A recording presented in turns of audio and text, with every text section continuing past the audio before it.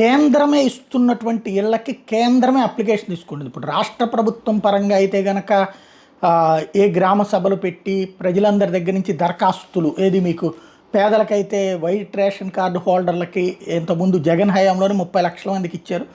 అదే సందర్భంలో మధ్యతరగతి వర్గాలకి సంబంధించి ప్రధానమంత్రి ఆవాస్ యోజన కింద స్థలం ఉంటే ఇల్లు కట్టుకోవడానికి కొంత సాయం, అట్లాగే స్థలం లేనటువంటి వాళ్ళకి ఇళ్ళకి సంబంధించి పేదలకు సంబంధించి ఇంకా దరఖాస్తులు చేసుకోవడానికి మొన్న ఆంధ్రప్రదేశ్ వాళ్ళకి కూడా అవకాశం కల్పిస్తే, అంటే ఆంధ్రప్రదేశ్ కూడా అనే కాదు దేశవ్యాప్తంగా అవకాశం కల్పిస్తే మొన్న డిసెంబర్ నుంచి ఆంధ్రప్రదేశ్కి ఇప్పుడు 3.86 లక్షల మంది అప్లై చేశారు. తొలి విడతగా 50,000 ఇళ్లను మంజూరు చేసింది కేంద్రం.